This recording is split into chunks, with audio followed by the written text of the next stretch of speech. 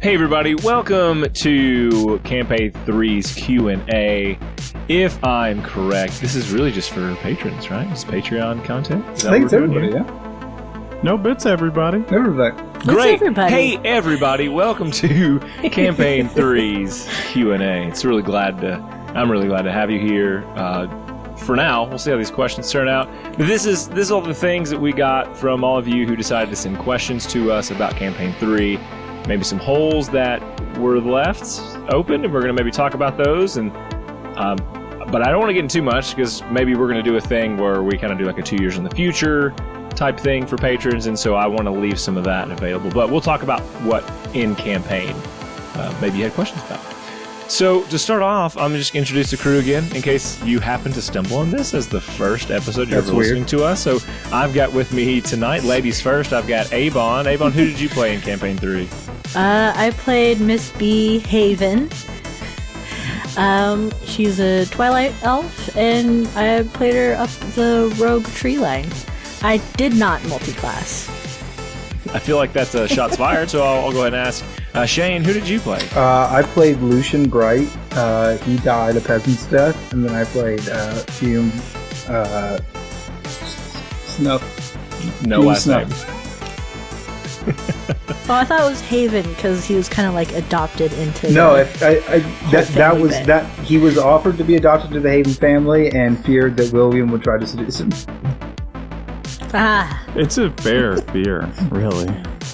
And knowing now that could never happen, William, who did you play? I played Dwayne every day. I played Dwayne. I played Dwayne every day, doing the DM even. I played William. William Dare. Well, I already miss all your characters very much. But again, hopefully we'll do that little 2 years in the future thing as a treat. I don't know. Don't hold us to a timeline. So feel free to not hold back, Devin. If we don't end up executing on that, don't be holding that stuff back from everybody. Noted. Just note it. It's noted. All right, let's jump into this. What I plan to do for this is I have to start with the one question I saw in there. If you're in here as a patron and it was you, I hate you. You're dead to me.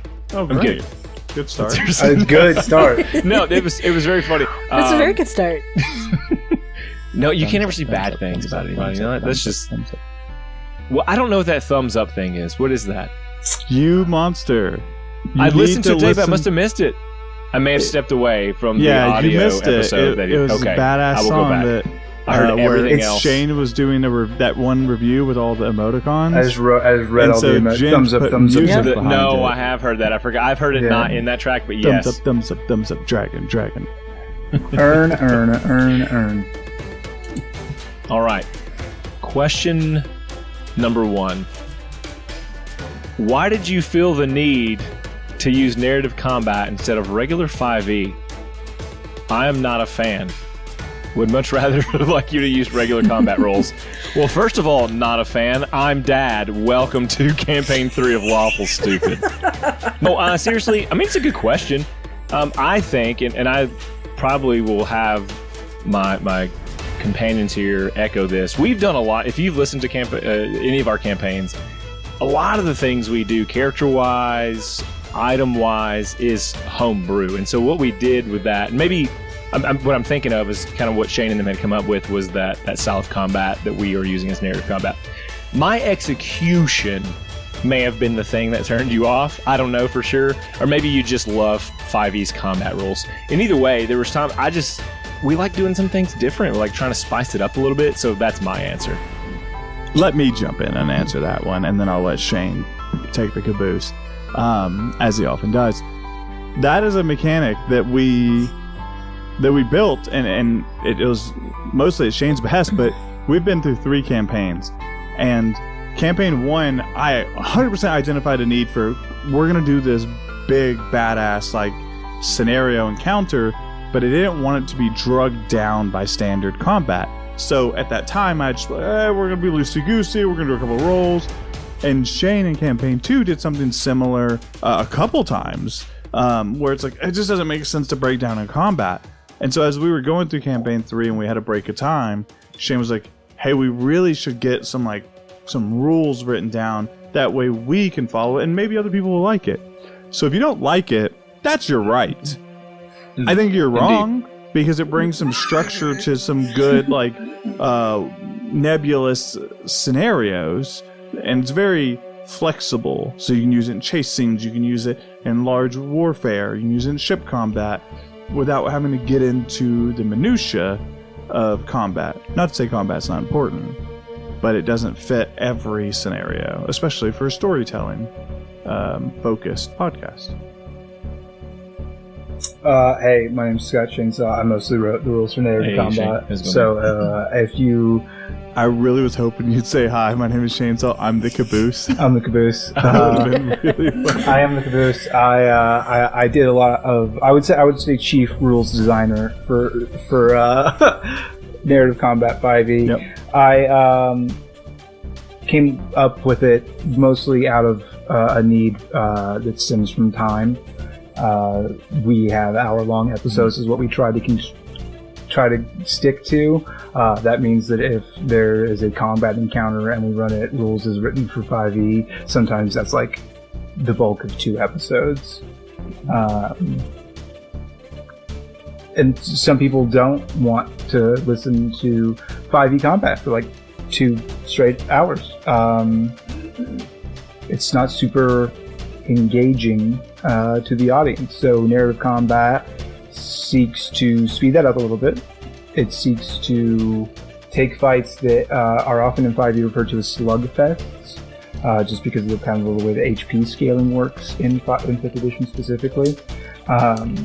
It kind of cuts down on that and hopefully makes it a little bit more engaging and exciting, leading into those big boss fights that, of course, are always going to stick to the 5e rule. Or, as Wayne has done in one of the C4 episodes that's coming out in the future, because narrative combat's still in C4, baby. And in that scenario, Dwayne had us run through narrative combat up to the point where we got into the last enemy, and then we dropped into traditional 5th edition combat for that last enemy, and that was cool. And it was like the last part of a chase, and it flowed and integrated really well, and everybody got a piece of what they like. So we're not going to exclusively do narrative combat, but it's not going away. And if you don't love it, we hope that you stay by our side, just like the people that don't love the traditional 5e combat stay by our side to get to that sweet, sweet goodness, that lawful stupid quality you love. Next question, actually. Oh, go ahead. Sorry.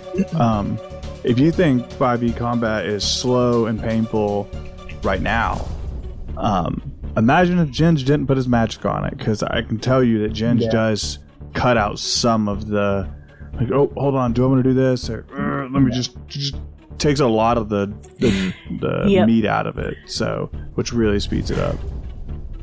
I can tell you I'm very slow at combat. Even if I know what I'm doing, it's not a good time on audio format. Yeah, you know, by the time it gets to you, things can change too. It's like, I know what I'm going to do, but then like, the environment has changed. Then something happens so right before your turn. You're like, well, that I've tried to prepare everything. for this. Yeah. Oh, I've had that happen all the time. You're like, well, fuck. Next question, Abon. This one, so I don't have who any of these questions are from, so don't worry. I don't know who you are if you write these in. This is a good one. Oh, do you? Do you see that as the form? I've got all the IP as addresses, though. Yeah. Oh, that's so. Yes, hacking. I don't have that. Miss B needed more of her story explored. What do you wish we got a chance to see from her, or where would you have liked to dive deeper that you think would have let her story shine brighter? Giggity, giggity. That's a fun one. I think it would have been really fun to explore more of Miss B's past. Because I have like a whole bunch of stuff kind of tucked away of what she did before the KNG, what she did like before the whole 600 thing. And I think my one regret is not letting Lucian, when he still had cleric powers, kind of like awake all those memories in her, because then that might have been more of an open door to explore it all. I just thought maybe we'll have more unlocked memories come up. But it didn't really happen, and maybe I should have pushed for it a little more. But I think it would have been exciting to be able to tell the story that she and Neo had, like her adventure on. I had like a whole love story planned out. I even told Devin about it. She's like, I told him I really wanted this to come out. He didn't use any of it. You know, what I'm saying is you could write a novella. I think that people would I'd eat that up. Write a whole fan fiction, put it on our Patreon, stamp it. It wouldn't be fan fiction because it's you. That's true. It's just It's canon. real fiction. That's just canon. Yeah, that's just canon.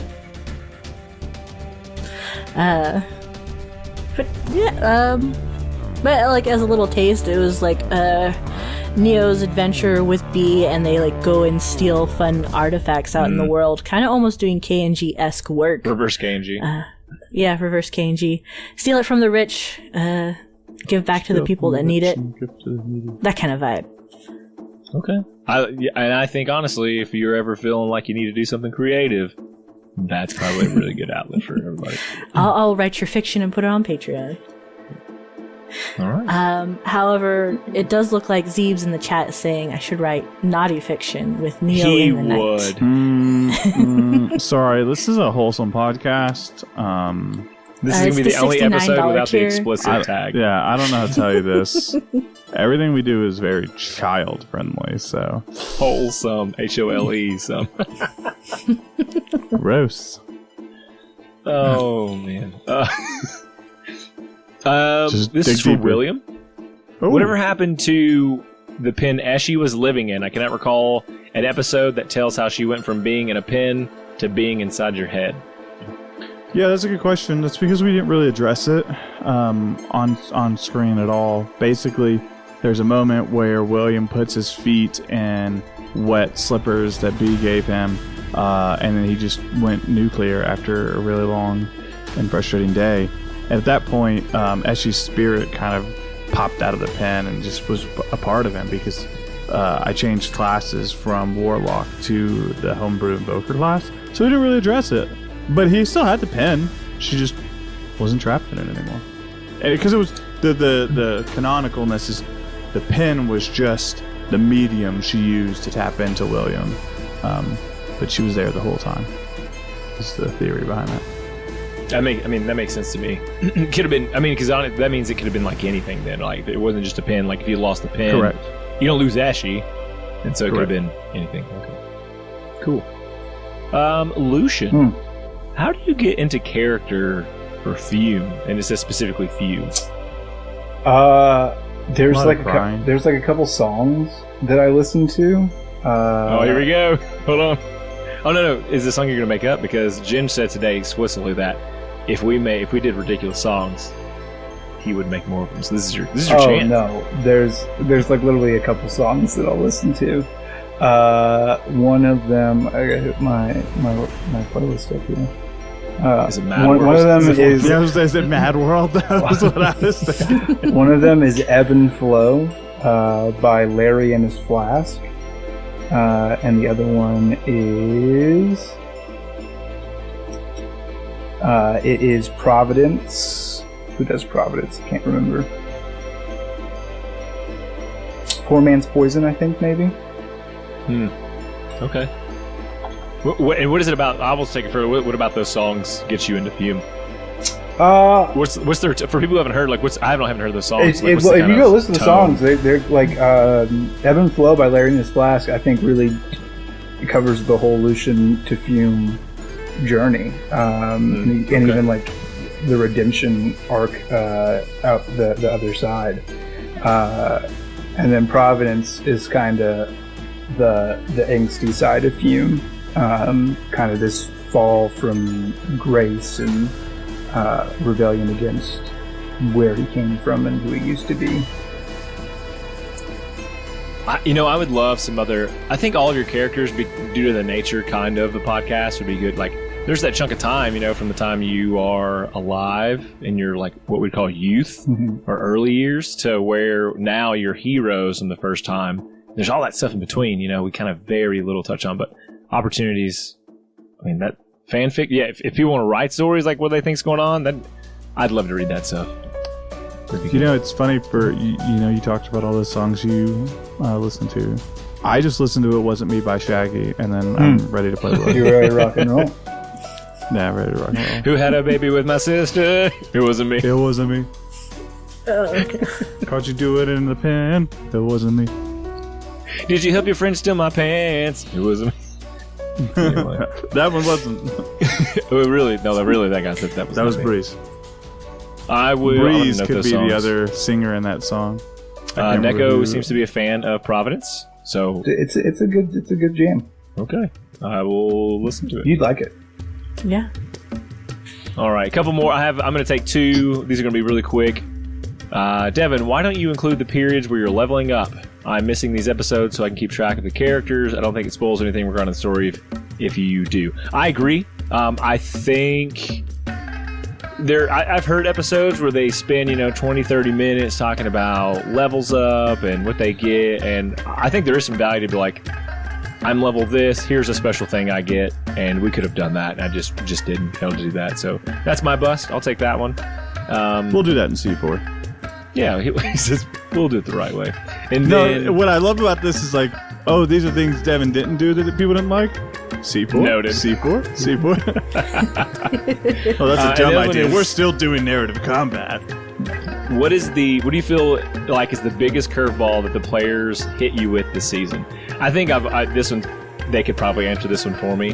When I started building this campaign, probably a year before it was my turn, I was so nervous, racked with a ton of the what ifs. What if it's not good at all? What if they're not having fun? It was ridiculous. Even if you listen and you don't like it, my biggest concern for my players was, what if they don't have fun? Because if they're not having fun, that's going to track out to you as listeners. So that was the goal from the beginning. And just knowing like Shane and how involved he is with like his love of puzzles and deep lore, and then Dwayne with story building. And I hadn't played with Avon a whole lot. I just know she's probably a little easier on me with that. So it was an answer where just like I'm gonna pay some attention to Avon, give her a cool story. These are the thoughts I had going into it. How do I give kind of these in real life players things they love about D&D? So I'd started very early, and it was all built around K&G was their hub. You're going to go out, you're going to find items. That's kind of be the side quest, and you're finding things until you stumble upon that one item that's going to change kind of how the story progression goes. But when they decided that the K&G were the bad guys, I kind of crapped my pants that episode. I was just like, that was a big game changer for me. I had to really like veer some things. But what I'll also say is that also freed me up from being every single episode so tied to notes that I had written a year ago. I was able to take some of those. Half the stuff that happened after that was never even thought about, and so we never had mech suit battles. Yeah, I know. So that came up later. I wanted to do that. The thing is, I didn't want to keep drawing it out for the sake of things I wanted to show you, because it didn't need to happen. I wanted to have it, didn't need to happen. So they did show up later on very quickly. You saw like mechs coming in at one point, wherever. But so that was kind of the biggest curveball I got. But I tell you, I'm just thankful for it, honestly. Beatrice, you again. Wait, hold on. Oh, okay. I want the players to answer. What's their biggest curveball that we think we threw Devin? Oh, okay. I like that. Avon, what do you think the biggest curveball that you threw Devin was? Why do you have to ask me first? I was like, no, I have to think on it. Shane, what's the biggest curveball that you threw Devin? Maybe... And it doesn't count that you died, because that was Devin. Maybe killing Ryan in the courthouse. I don't think he saw that one coming. Did not. That's true. Did not. That's my best guess. Okay, Avon, I'll buy you some time. For me, it was one of two moments, and they were all in the same scenario. I'd count a third one, but that wasn't necessarily a curveball. You just weren't accepting it. For the first, it was unleashing everything in the basement on the K&G. Mm-hmm. Yeah, I kind of was like, fuck that. Does everyone die in the K&G now? Is it completely shot? But Yep. The second one was the fact that we were just going. I was gonna kill the director, and you had Breeze hard stop me. I think I would have allowed him. It was me using Breeze to say, "This is a part in the story that you're not supposed to do." But if you had pushed it, I would have been that. When Breeze took the hit, I was like, William wouldn't kill Breeze. Dwayne would. Dwayne would kill Breeze. William wouldn't. So I received that message, and William received that message truthfully. The third one is that you didn't like the fortune-telling wall. But I thought it was very funny as a theme that I thought it was like just going to be a funny thing, and you're like, nope. He thinks this is a fortune. He's got to do it. But like all fortunes, they never come true the way you expect. He didn't end up killing the director because he saw the fortune, so it changed. Still a fortune-telling wall. Okay. I got it. I think it would have been my distrust of some of the NPCs Devin really wanted us to like. Ooh, like who? Like who? Breeze. Oh, for sure. Definitely did not like him in the beginning. I was ready to like kill that man at some point because I thought he was going to be a double agent. Oh, yeah. I was took like, you out to the woods and was like just letting you fight dudes by yourself. He was just never was there when shit went down. And everyone was like, yeah. Every time shit goes down, where the fuck you at, Breeze? I'm there. And then I think there was also the magic seller man. Did not like him either. I think when Devin was just very pushy with some characters, like, hey, you gotta like this one, I was like, no. This is pushing me the other way. I don't like it. Who is it? Who are we talking about? He doesn't like it. Wachowski. Oh, Wachowski. Wachowski. Yeah. Did not like him either. And then there were the orcs. Those ones were weird. But they weren't as bad as the other two. Very loved, beloved heroes. Yeah, it's hard not to love them. I will say this about Breeze. One of my favorite jokes about Breeze is all three of the players independently just being like, "God, this guy's so cool." Like, oh, this guy's so cool. Like, that was a very fun bit to play out. That was very fun. I don't know that Breeze was ever really intended to be like the beloved, but then once he like kind of formed a bond in the beginning, I was like, well, we'll see how this goes. And it's good. Worked out. Yeah, it's the Chiringa. You liked him in the end. 3. It turned around. You liked him in the end. Yeah, she accepted him and he was just like, yeah, everything's going to be all right, Breeze. Or B, not Breeze. And she was like, cool, I'm going to take a nap with Fume now because I'm worn out. Love it. Next question was for Abon, but then it says it can be for everyone. If your PC died and then I made you play an NPC that was already in the world as your next character, which one would you have chosen? I think it was Scarlet, the art teacher. Yeah. She seemed like a lot of Crimson, fun. whatever, Scarlet Crimson. Yeah. It was a red. It's a reddish. And I thought she would have been fun. It had just been kind of like chaotic art teacher vibes. And I think I would have definitely picked her. Plus, she also kind of already had a bond with Breeze in Devin's story background, as well as Rocky Balboa. Yeah. That's where I would have gone. Dwayne? Shane? Either Breeze. If Hume died and stayed dead, and Breeze would have been like an avenging force for him, I think that would have been very funny. Or I would really like to be Groovy 76 or whatever. Groovy 76. Yeah, he just like fucking wheels out from out of the bar like, time to protect my home from these demons. Time to murder. He's got a shotgun. Oh, yeah.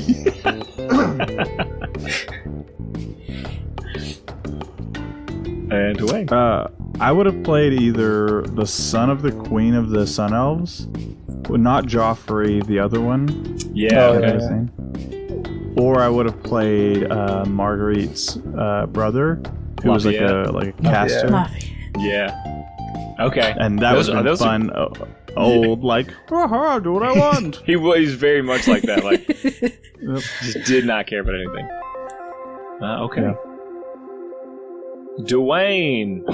Oh, yes. What prompted you to pursue the change from Warlock to Invoker? Yeah, let me tell you. So, the prep behind this campaign that the prompt that I was given by Devin was, we're not going to do a lot of combat. Like, just not a lot of combat at all. It's going to be very narratively focused. We're going to do a lot of scenarios. We're probably not going to do a lot of combat. So I went, oh, cool. I'll get like a smooth talker. I'll do charisma. I'll do warlock. I'll do, it'll be fun. I got this cool genie thing. I'll hide in the pen.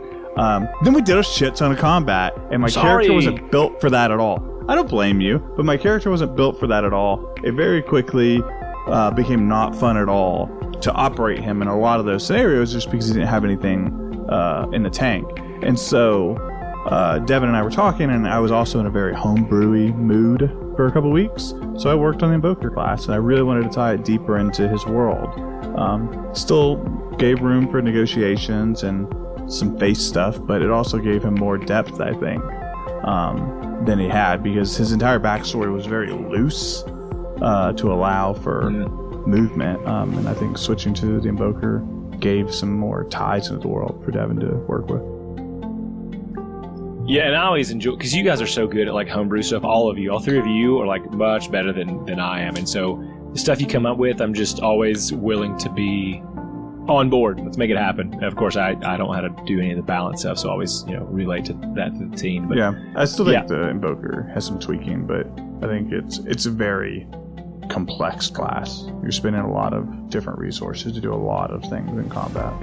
What's interesting was that at times Williams could seem like a very selfish character, but his class made him sacrifice himself to be able to use it. Yep. So I always found that was pretty interesting. Shane, from Lucian committing to burials for fallen NPCs early on to his transformation to to Fume, slitting Ryan's throat on the spot. What do you feel was the catalyst for such a drastic change? And do you see him staying on a more brutal path, or do you see him continuing a balance between the two? The question stems from a fundamental misunderstanding of the two characters, because they are two characters. I played Fume as though Lucian had died, and Fume was a new man, and that was kind of always the plan. So there wasn't a transition from Sweet Lucian to edgy Fume. Sweet Lucian died, and then I rolled a new character who was called Fume, and he had less reservations. Okay, I mean I think even I didn't quite get that. I think because when we saw that, sometimes we were like, "Oh, where's Lucian?" It's just like, and you never did go back and go, "Oh, I felt this way." He's gone. He's not there anymore. That you're talking about, it was a rebirth. Yeah. Okay, I'll take a couple more that are quick. What was your most favorite thing about DMing, least favorite, and how much do you think you've grown? Tremendously is the answer. I think I've grown tremendously, at least as far as knowing some things that I should get better at, and trying to be better at those next time that comes around. Favorite thing was just learning. I love to learn, and so it was just trial and error, and even though sometimes it didn't feel great, I will still take that all day. I just will. Least favorite thing is also the same as my favorite thing, is times not knowing, and I just wanted it to be fun for everyone, and so when it wasn't fun, I felt like I could sense that a little more, and my players are always very reassuring. Hey man, I had a great time, maybe just this, but least favorite thing is maybe just being ignorant to some of the things that could have made it a little bit better for my team. And then how would you add an aspect of any true friend can whisper my name, very C1 base, whisper my name, and how would you apply that to the game as a mechanic in your campaign? You know what? I'm willing to probably just, if they were say, hey, can I just create a portal that takes me to like the best place I've ever been, like a hot dog stand? Yeah, sure. Well, can I just whisper the name of that hot dog stand and it happens? Yep, absolutely. So I probably would have a really good way, honestly, to do it. I feel like it could be like a trump card where I think maybe I even kind of did that where at the end, Breeze and them come in through the doors, like they just like magic in through that. So it probably would have been something very similar. You know what? You did kind of do that when William's like, all right, I'm just going to go fucking open these doors. Yeah, I'll open this door, sure. And then boom, a fucking army rolls out. Yeah, and I did not. Some of the things I was just like, would it be cool if this happened? Because I was like, I don't know how you're going to get these people in time. Because for me, it was like the time issue of like there's a week left. If it took the you had set up a bunch of pieces in a bunch of weird places, and you're like, "Fuck, I got to get them there." The Sun Elf Kingdom has a lot of warriors. I literally opened the door for you. Yeah, yeah, and so that was last minute, but I enjoyed it. I do love the complete improv, and in case anyone's wondering, the improv of me opening the door at the end and saying the same words that I said to go to the Midnight Meadow. That was 100% improv. And that just worked out. Try to pick up on it. We try to be cool about the things we do, and that works out for cool. us. Avon, at one point you drew a large portion of Bee's family tree. Were you disappointed that we didn't get to see more of that? Primarily, just her brother and sister, because that's a good question. Like you do have like a lot of extended. We did meet like a distant cousin, in the headmaster, but. I'm not disappointed at all. I figured with that 0 to 600 year thing, I figured most of them would be dead because most of her extended family were half elves to an extent. So it was just kind of like, they're probably all going to be dead anyway. I wasn't disappointed that they weren't around. It was like I did expect new family to be about since 600 years ago. More family should be made, and some will be lost. We all swore off fucking when Miss B disappeared. It was because of this that she died. The matriarch of the family's gone. No more babies. Well, we all give up. Miss B's the only one who can produce milk for the young. I'll tell you a fun fact about Avon. Any character that she makes that she loves, she'll draw a family for them. Yeah, she did. I have several sketches from like Obix's family trees, and Obix and Kristoff babies. They're all in my like forever folders of things. Yep. But yeah, I'm not disappointed. I knew they would all be kind of like tossed to the NPC side. It's more for like my internal knowledge and happiness, and I could probably tell you details of things that would never come up, but be like, yeah, I have all of this off to the side. Will it be relevant? No. But I also kind of like world building in the people area rather than the actual like setting places. Again, more you could just do little families one-offs, like paragraph about the different family members. You do family portraits. Yeah. Family reunions. Yep. That's gonna be a fun time. She's like, I gotta go do a thing. You guys can finish the Q&A without me. Goodbye forever. Let's see. Dwayne. Recommendations for how to get first-timers invested in the game so they don't play D&D like it's Skyrim. I'm not sure entirely what's meant by that. So I guess you get to take it however you want. I mean, when you ask a question like that, how do you get into D&D and not min-max it? Yeah. I don't know. I'll tell you when I learned. I really like building my characters to be effective. That doesn't mean I have to play them effectively by any means, but you'll never see me play a wizard without like a +3 right out of the box. I'm not gonna do it. That's insane. To intelligence for my spells.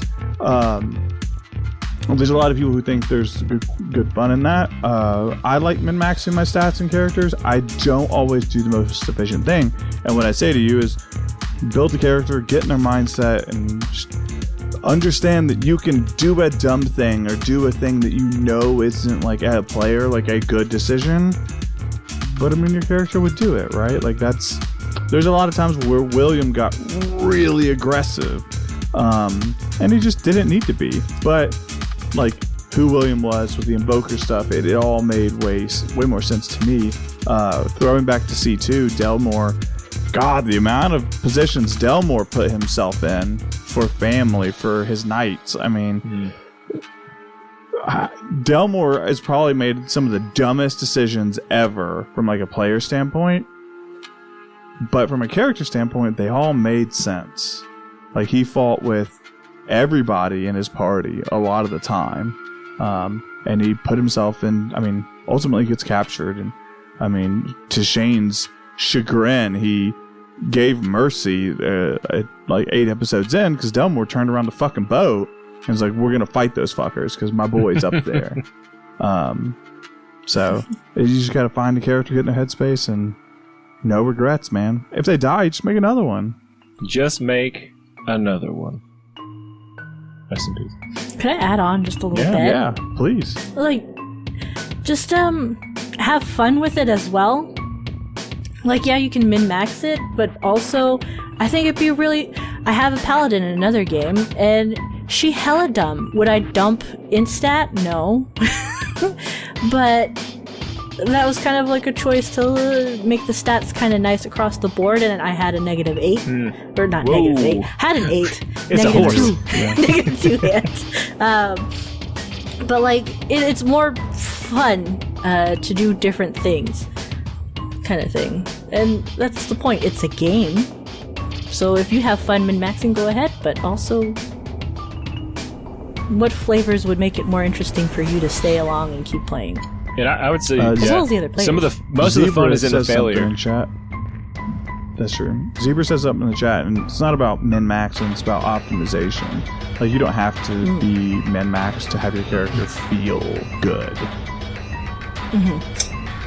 I interpret the question differently in that they're saying, how do I get them to play D&D and get them engaged with the story instead of playing D&D like it's Skyrim, which tells me they're like hands off, they're detached, it's like they're playing a video game, they're not invested in their characters or the story. If you play it, my advice, which is unsolicited, but here you go. My advice: if you're playing an in-person game, you can have a lot of fun with props and environment.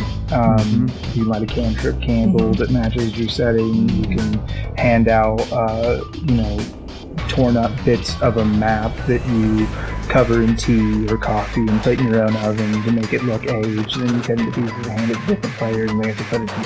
But there's a lot of cool ways you can do that at the table in person, and if you're not, my secondary advice is scared players are engaged players. Scared players? Yeah. Hey, can we re-opt Campaign 2's tagline to just Campaign 2, the Sapphire Seas? Just scared players or engaged players. Because facts. Exhausted players or engaged players. How do I get some sleep? Yeah, you gotta be careful though. Tell me. Okay. Let's see what we got here. Next is Shane. Yo. And it kind of says for everyone, well, what was your favorite thing about your character? And if you had two, and I would say obviously you had two, kind of what was your favorite part about Lucian and Fume? And then we'll pass that on to the rest of them as well. My favorite part about Lucian was that he just cared about every single person around him more than he cared about himself. Like universally, He's just very selfless, yeah. Cared about the people that he came into contact with, and I think it's a really admirable trait. For Fume, I think the thing that I like best about Fume is that he could still laugh and have fun and steal guards' pants, and even though he very literally felt like he was like the burnt up remains of something else, somebody else, he was still able to laugh through that. Dig that. Avon, Dwayne? For B, I think I really loved that she was very much in love with family and bonds and like creating very deep connections with people. All that surface level stuff, she would definitely toss it out the door and not really care for it, and that's why she's kind of like guarded up front. But I kind of loved her love of people once she actually fell in love with them, no matter what kind of bond they actually had. I love my answer because it is opposite of both of yours. I like that William didn't give a fuck about anybody, truly. While he cared about his partners, at one point he blew up an entire room that they were in. Right? Sure. Wow. William cared for the greater good. No, it was very almost Lawful Evil-esque, even though that wasn't like really my intention to play it that way. He was going to solve the problem, and he didn't care if he hurt other people or himself. Obviously, he had degrees of like, hurt bad guys, good. Hurt allies, not great, but do bad guys get hurt? Okay. Also hurt self the entire time, so it's fine. It was very fun to play that way. That was a good answer. I mean, and all of those are very true. Like, we could see that and you could pick any part of that. I think, for me, the one that stands out for Avon and that and Miss B is probably Dean, as you see that develop over time. The fucking metal armor. William said it would be cool. Oh, it's just dirty. Let me clean it. Thanks. Is this better? You like this better? You give terrible advice? Thanks. That was really funny. All right, so I'm going to knock out a few of these quick ones for myself. We're nearing the end of the questions. So I like this one. What was your favorite part of the campaign? I think the first time that I just got like a super high from being a DM was probably the train sequence that we did where they're fighting on top of the train. That was very, very fun. And I had a great time doing that. We got a lot of good feedback from my crew, and then even, days later in Discord. That always feels good to see, like, hey, great job, really love this. And I had many, many people along the way that would reinforce or encourage me as a DM along the way. And so I thank everyone who took the time out to say, hey, man, great job, keep up the good work. Even initially wasn't the best, that was very kind of you, so thank you. Did anybody tell you that train mending was a cool spell? I did a Google, and there was a guy who has Reddit, and he actually he actually has like an upgraded mending spell that if he used it at the 9th level would fully fix a train in just like a second. Oh, okay. So yeah, that wasn't a Devin. Thanks to that Reddit user, who's probably dead now. Yeah. Weird. I mean, it's because somebody killed him because they're like, you're not going to make Devin right. This is a dumb spell. So, what was your favorite moment? Yeah, what was your favorite moment?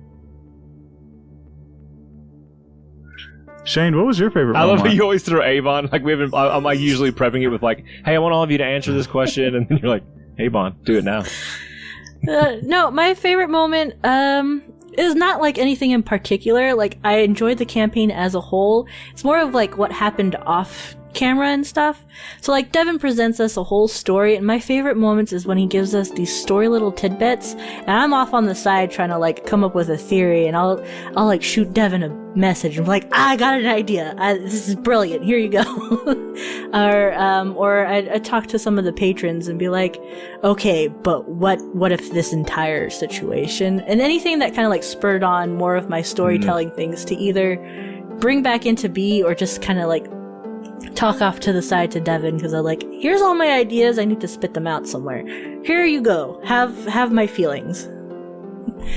So when Devin would have those storytelling moments, that was kind of more of my shtick. Well, thank you. I think in part of me being a DM, and we had talked about this several times, there was one, thing when Lucian died and Fume became, that episode in particular had a lot of, like, we had questions as players. Then that was probably the most difficult part of the campaign for me, was, hey, this is D&D. You can't not let a character die. Like, that's just the dice. And so then I was like, well, gosh, I believe strongly that we're telling a story, characters should survive, but you've got people who are experts that have been playing this game for a long time and say, well, no, people listen because, again, the fun can be in the failure. And so for me, it was like, okay, you know what? They're right. This is me learning. Let's go back and see what happens. And so we did re-record a portion of that. And then that's how Fume comes about. And so I think probably I come from a more secure position of scripted type things. Like, that's what I learned, but also that's not what D&D is. That's writing a script. And so having to learn that was an obstacle as well.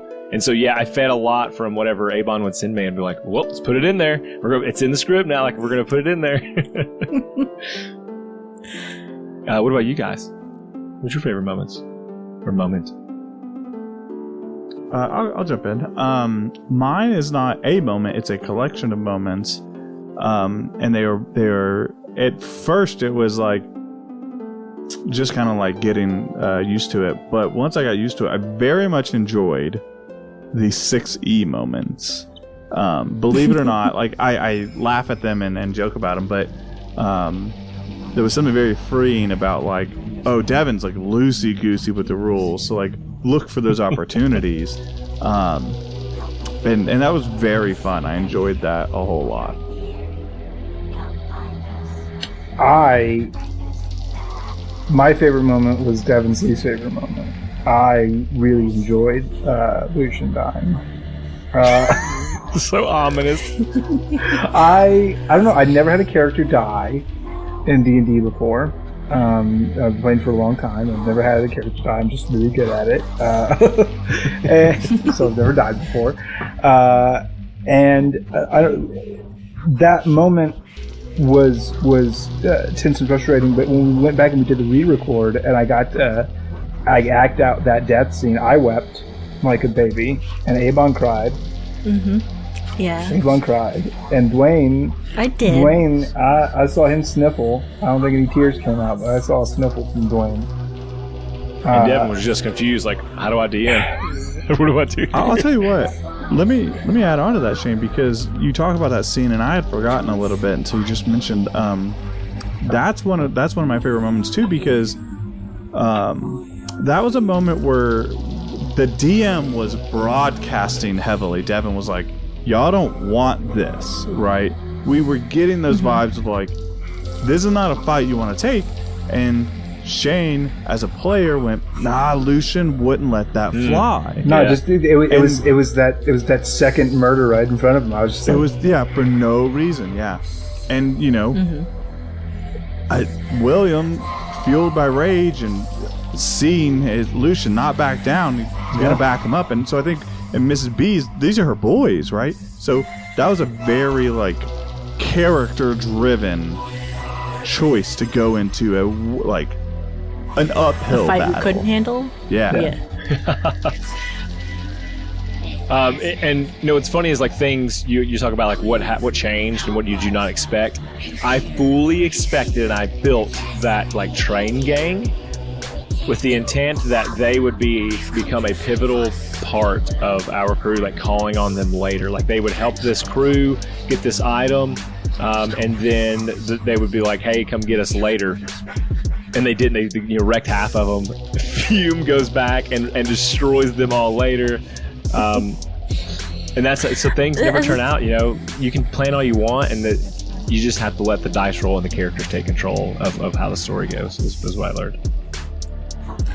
That kind of also played into B's like, Devin's trying to make me like this character. No thanks. And I had to learn to live with, like, that was hard for me to get, is like, I have a story to tell, but that doesn't mean anything because it's our story, not my story.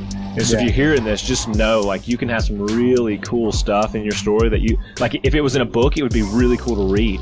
But that's just not how it goes, necessarily. It's the little characters that end up being the best. The ones that you're not, like, focused on, right? Like, that, like honestly, Findle being such a big part, like, I had him pegged as, like, oh, he'll have enough of a part to get people going. But they ended up latching on to his bullshit personality. The door, right? Rail is a good thing. I don't think Shane ever envisioned Rail becoming such a pillar of our story. Like, I know you built the crew to be very unique and individual, and all the crew was, honestly. But I don't think you expected Rail to take the spotlight that he did. Correct me if I'm wrong. No, not at all. Yeah. You never know what's going to happen. My favorite thing about DMing is coming up with NPCs, and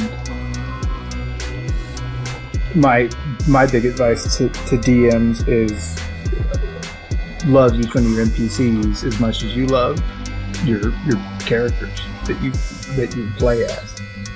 And if you can do that, you're going to really, really, really have a good time. And then no matter who the party ends up falling in love with, if you love all of your NPCs, you're at least a little bit, then you're going to get something out of it. Love your villains too. Oh yeah. Oh yeah.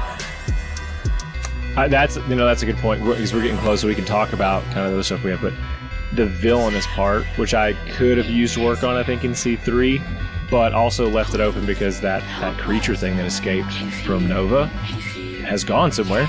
Where? I don't know. That's where we left that open. Like, what is that? What was that thing?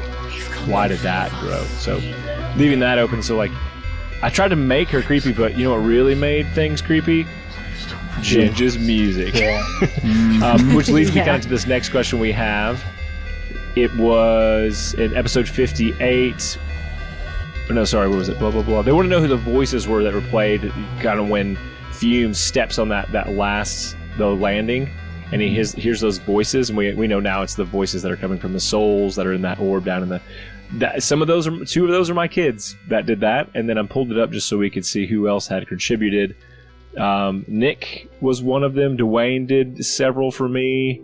I can't remember if anybody, as far as people putting their own stuff up there, but there was a few of us, and so, man, that was much creepier than I remember hearing. So, Heard it in the That's real weird.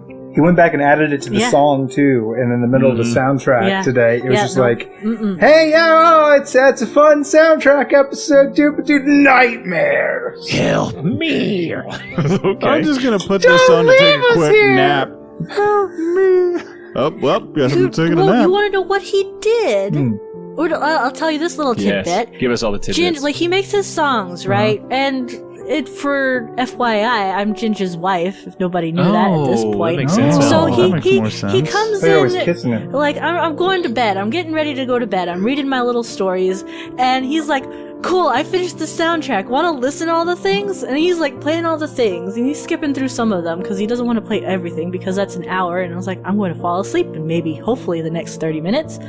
And he goes on, plays all the things. And then gets to the creepy one. And he lets that one play. And I'm just Why are you doing? I'm trying to go to bed. I'm going to have nightmares. What are you doing? That's the effect that train should have on you as you go through it. I like the idea of him mixing that song and like perfecting it and just coming out with like new additions. And just like, I just have to keep going until my wife cries. Like once she starts weeping out of fear, I know it's ready. Thumbs up, thumbs up, thumbs I mean, up. I am part of his test audience when he shows That's the stuff. remix. Hey, Ginge, you said we came up with any wacky things. Make the ghosts a banger. Make the ghosts. Yeah. Just make them thumbs up, thumbs up, dragon. Help us! They'll take us! Help! We can't do it without you. You. Yeah, see, that's a banger. You can set us free. Some like creepy house music. I know Ginge could do haunted some house creepy house music. Oh, Goodness. We will need it. We will need it. Let's have a Halloween the episode. darkness. Haunted house music is fucking. I gotta. Like my cat. Work my calendar. He's on a plane right now. It's Texas. I'm on a plane. What's the next question, Devin? What were the easiest and most difficult parts of creating the story and world of Nove Terra? World building can be extremely fun, and it can be extremely exhausting. And you can do a whole lot of work for nothing. And so Dwayne gave me advice that I give to everybody else who's ever told me, and I'm sure he's not the first person to have thought of this, but it simplified things for me so much. Know the general understanding of your world, the laws, the people, the cultures, how it's operating. Just have a general, if I go to any town, how is it kind of operating? Because there's going to be things that change within that town or that city. Obviously, they have their own set of laws and customs. What's the general feel of the world? Then let your players just explore, and it's just as much fun for you to improv and build with them as it is to world build by yourself. So that's what I've... To expand on that. Yeah, to expand on that slightly, think of it like you go to Europe, you go to Ireland, Scotland, Germany, all of those countries are going to have feels, and inside of those countries they're going to have regions, and each region will have its own like feel. Like North Germany and South Germany are different. If you can just get that in your head, all the other details don't matter. You can make them up as you go. Sandbox, baby. No, here's the thing. No, I don't do that as much, but that's my advice. Make NPCs that you love. Players choose to interact with them. Not sure how to connect this NPC to the world? Use another NPC. They're cousins. Make Big brain. everything story. Big brain. How many cousins does he have? We've hated every person, but they're all cousins. Well, I need you to interact with the big drug boss for this next encounter, so he's got a cousin that's a big drug boss. Perfect. Dwayne, if William had lived long enough to find out he had an unborn child, how would that have played out in game? Obviously, he couldn't stop adventuring while Nova was trying to literally destroy the world. But would he have settled down afterwards? Oh, that's a good question. So, fun fact: Devin actually brought the kid idea to me, and I immediately said, "I don't want to role play having a kid. I don't want to do that for William, because William having a kid was a really hard thing to structure. But if you're asking me how would I have answered that?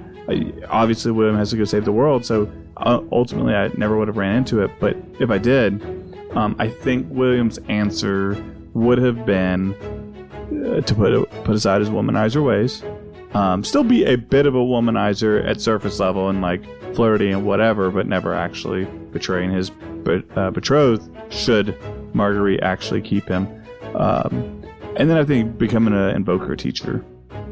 I think because he was supposed to be a teacher at the K&G when we were supposed to have roles, and then of course the K&G turned out to be an evil thing. We had to get out. We had to escape their clutches. Yeah, that we had to escape it, and of course he had to overthrow it, but he did enjoy the teaching aspect. So I think he would have been a teacher in Angel's Grove. Cove. No, Angel's Cove. He's gone through the door. He's now in Angel's Cove or Grove now. So. Angel's Grove is different. Yeah. Well, yeah. Yeah. I think this is kind of one for everyone, and we kind of we all know the answer, but this is us giving some of those sweet deets to people. It was for William initially, but was William's death planned early on, or was it a spur of the moment decision? And I would expand that to say your stories of how it happened, and then how we kind of discuss it, because it did evolve. I mean, I can specifically the biggest one that changed a whole bunch is Shane's. There's a whole story there we had, but just as the story was kind of going, it just. I as a DM couldn't get it expertly to play out that way, so we veered a little bit in how that went. So I'll let you guys talk to that a little bit. Yeah, I'll start. So one of the things I did with C1 is when we knew we were planning a wrap up, I just reached out to the characters and say, hey, what is something you want your character to achieve before we wrap this thing up? Not to say it'll execute the exact way you think. So Devin did the same thing. And I just was when we were talking about it, I think it'd be cool if William sacrificed himself, whatever that looks like, but put himself before everyone else, because the entire campaign, if you pay attention, and I think I executed this pretty decently, he comes from a very asshole, selfish person to selfish, but the more he's selfish and antagonistic, it's to help people, right? Or to help the greater good. So ultimately, having him put himself on the line for everybody else, that was what I asked for. So I think Devin did a good job of executing that. Thank you. I don't really understand the question. So for you all, your endings, I guess they're saying, is how it ended for you, was that planned out early on? Or obviously we already know the answer is kind of that, but how do you think we came to that conclusion of where we were? I'll tell you, for Shane's, we had a thing. What's that anime you watched and you were like, hey, I love this because the dad and the mom, I can't remember what it was, but we talked about putting the souls. Oh, it kept feeling like Neon Genesis Evangelion, I believe, is what we were talking about. Yeah, because what the whole thing was, it was going to be his dad somehow, it wouldn't be his biological dad, but this baby who was Lucian was brought to this man who pretends to be working for this Church of Nova. He's really just a terrible man. He abuses Lucian, it's terrible. And so, but he grows up being a servant of Nova, but all this time he's actually had the kind of the essence of Kinos in him actually, and the person who brought him was prepped Kinos. as a vessel from a very young age, because he was an orphan. He doesn't know who his biological parents are, but this high priest guy kind of takes him in, and he thinks he's being communicated to directly by Nova, but it's not Nova. It's really Kinos preparing his own vessel, because he sees this upcoming crisis, and I guess wants to be in a position to have influence on it. So we veered from that a little bit because, again, I couldn't figure out that. I'm sure you could just magic and here's his old paps again, But we didn't do that. Instead, what you brought to me, how did you phrase it for me that you wanted it to end? We kind of discussed about like the nature of all these souls and how they were powering this apocalypse, and these sleepers, and not sure where that was going to go. And I kind of offered up Fume as like, well, you know, he's already got this black scale, because for a while there, the plan was the whole cast was going to be invokers at some point. It was like everybody would find their scale or whatever and awaken. And then we ended up using the scale as because the lore you'd already established from way back of like the monstrosities that were created with the black and the white scale and moving souls and using that power and how it kind of became for bed. And I said, well, okay, why don't we go ahead and take that and we'll have Fume become kind of a vessel again, but this time for all the sleepers, kind of like a life raft, or like Orson Scott Card, speaker for the dead. Yeah. Kind of vibe. You're like an arc for the souls. Exactly. Yeah. Who would otherwise either be consumed by this malevolent spell or be lost. So. And I love that he does that. And so like now he's got generations of different people who now reside within him. And honestly, that's one of the things I would say. Where does that look like for him 2 years from now? And that's what I want to see. And I hope that when we get together to do that episode, that's going to be amazing to see. I can't wait to see what you decide to come up with that, how that looks. Avon.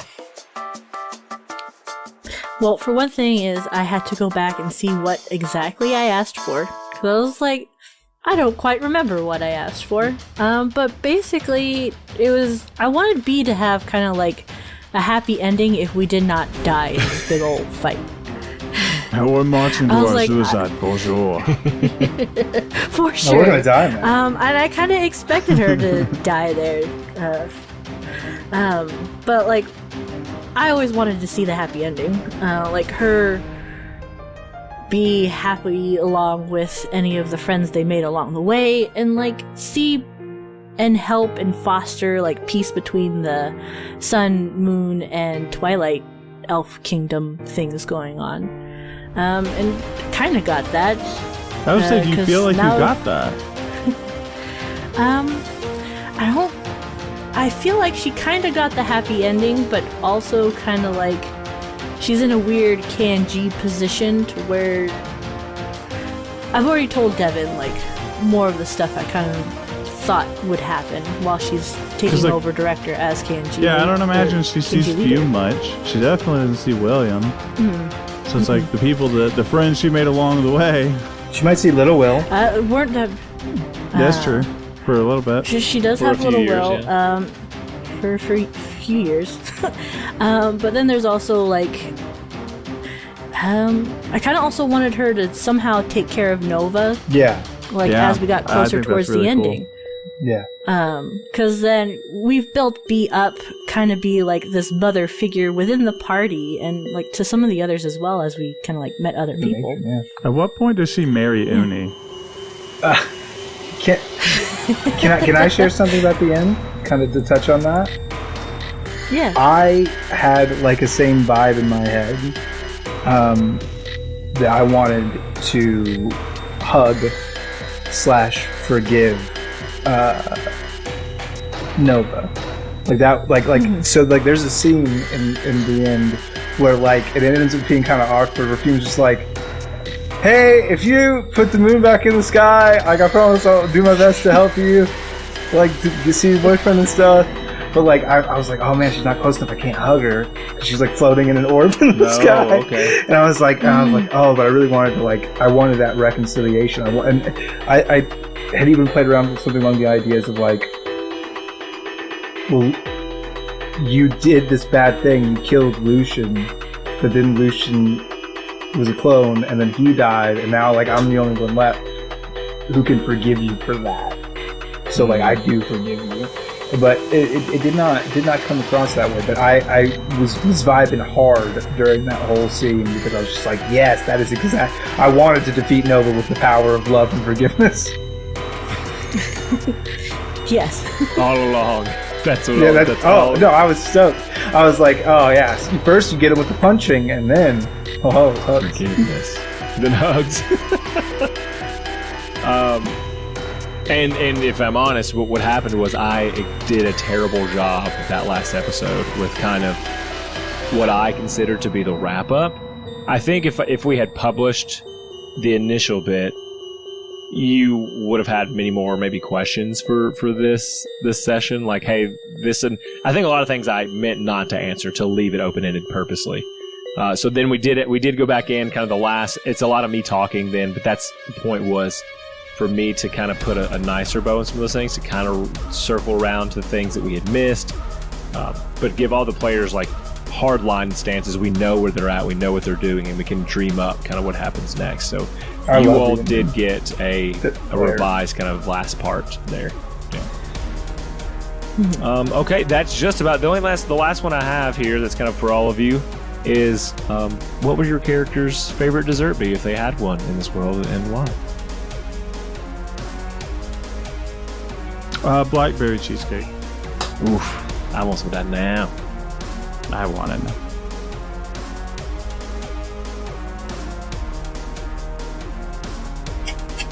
Da-da. I think B would like the angel cake, but like the whipped cream on top would be like made with like a soft hint of honey in it. With some strawberry glaze. Very nice and light and fluffy. Since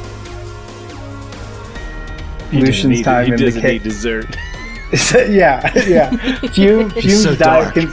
Fume's diet consists of protein shakes, falcon eggs, and rocks. You ain't rocking my boulder. It's training regimen that Breeze put Lucian on back in the day, and he just stuck with it. He just can't get enough of the taste and the texture. All right, so Rocky Road it is. Rocky Road. Correct. Great. Do you guys have any questions for me before we end these? You have like one piece, and then we can kind of wrap up. I think so. I think I have a question for Shane, because I saw it a couple times in Discord. Do you want to elaborate a little bit more on your chess game? Like on what you were doing with the shadows? And who those were? So, or do you want to leave it open?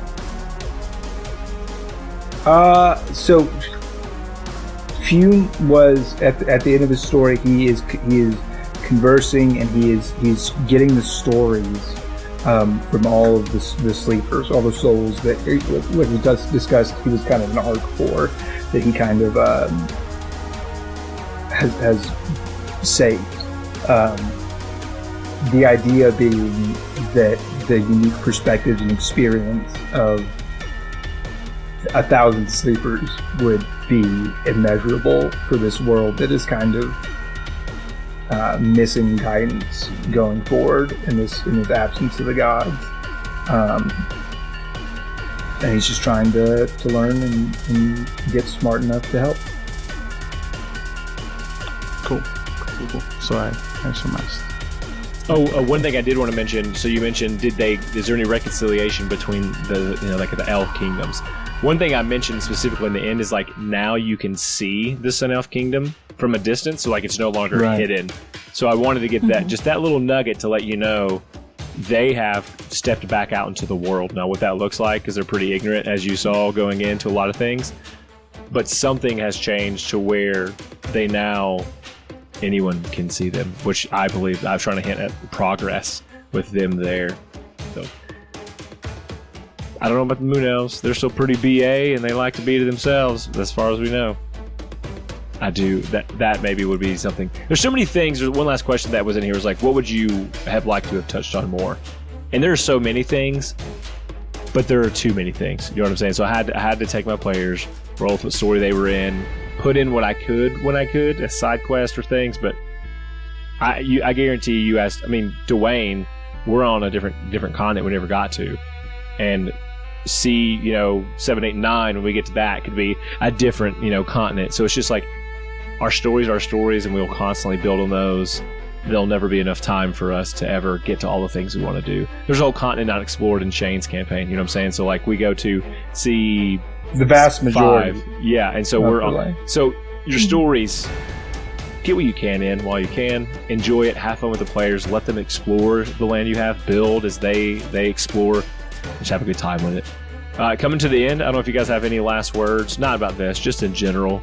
For I would say people who are listening and never played Dungeons & Dragons, we have a lot of those come into Discord and say, hey guys, what advice do you have? So I think ending with a little tidbit from each of you might be helpful. Ladies first, if we want to do it that way. Of course. My advice for anybody new coming into D&D, have fun. Play by 6E until you get it right. Check on information wherever you can, whether it's free online or you actually pick up a DM's book or the player's handbook.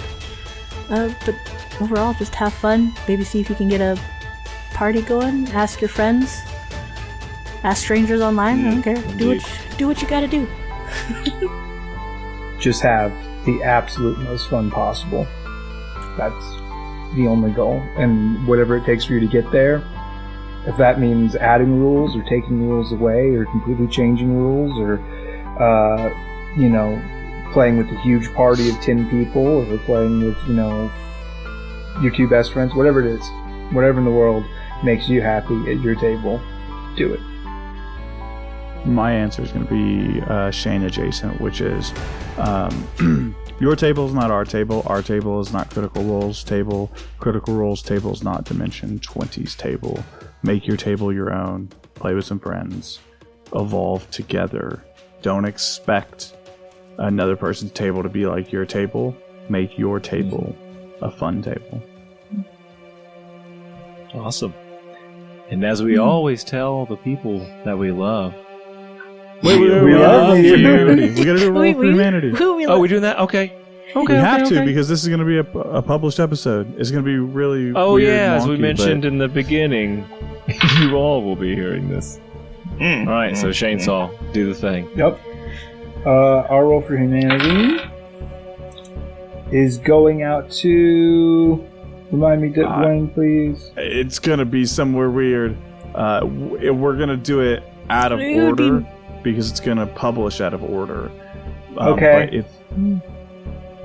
Yeah. What month does this air in? Well... I thought this came out next week. Well, that's the thing. Just do Abled Gamers, which is going to be July, because we've already done, we had already planned a different setup. Wait, hold on a second. Alright, so you're telling me this episode is coming out next week. Is that correct? I thought that's when it was coming Monday out. the 23rd?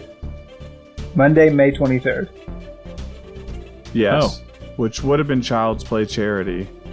So that's what I'm going to do, is for this episode in this Q&A, I'm going to go ahead and roll 4 D20s for the month of May, because we didn't get because we had the finale and there wasn't time. I'm going to do all 4 rolls right now. Child's Play Charity. Well, that'll cover all the intros, and yeah, I love it. I rolled a 19 for the first one. Wow, okay. Ooh, very nice.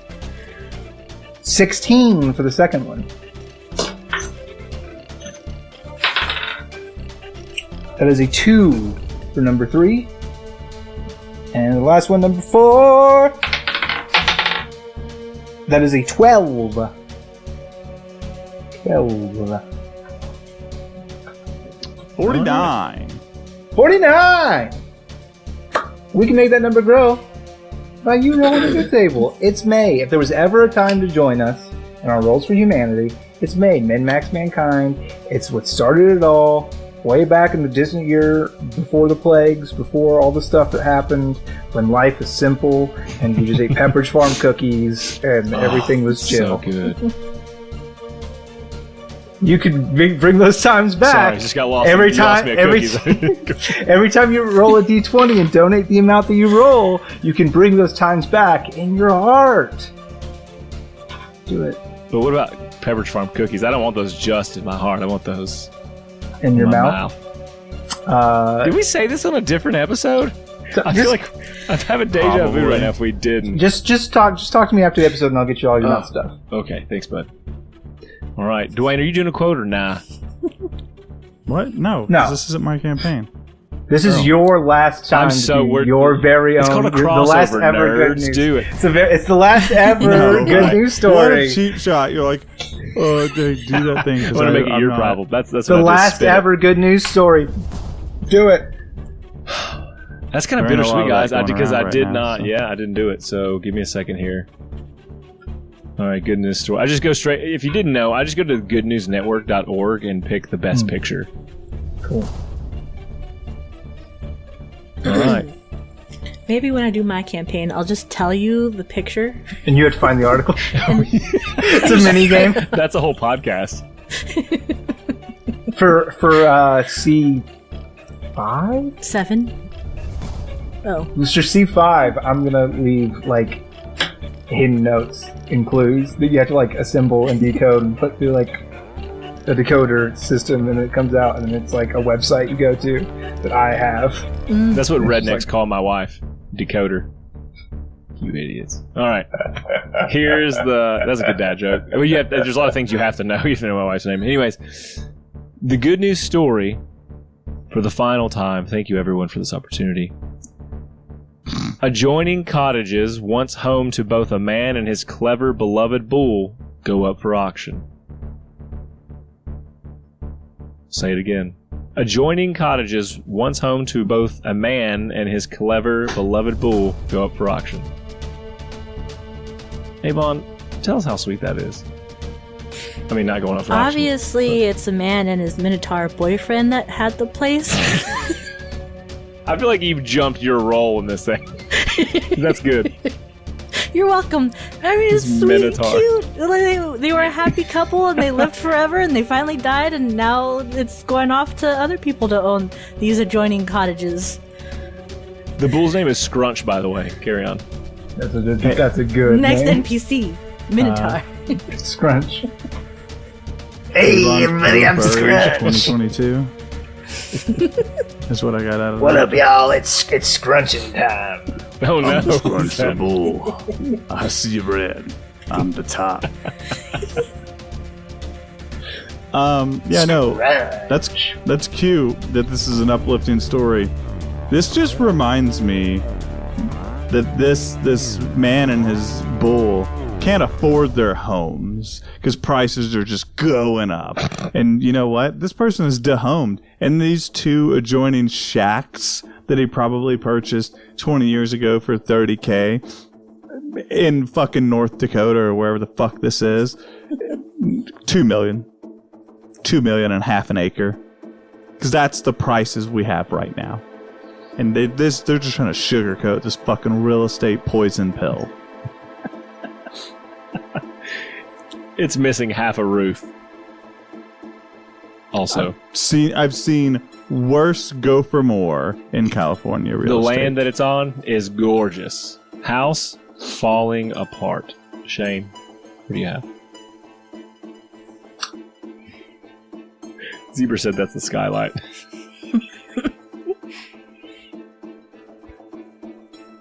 Down. What is a Minotaur? Let us talk about it. We all know it's a half bull, it's a half man, but why do we call it the Minotaur? Well, that's because of an old king named Minos hanging about the Aegean Sea in Greece. And he liked to build mazes. What are mazes known for? Getting lost in twists, turns. If you keep your left hand on the wall, according to Alex Doring, you can't get lost. you can't ever get lost. However, you can walk directly to a pit of snakes. You can run into a sphinx who has riddles for you that you do not know the answer to. And the riddles aren't like any riddle you've ever heard before. They kind of just sound like mean, true statements about your past. Like, you never lived up to your father's expectations. Is that a riddle, Sphinx? But they're ended with inflection. You never lived up to your father's expectations?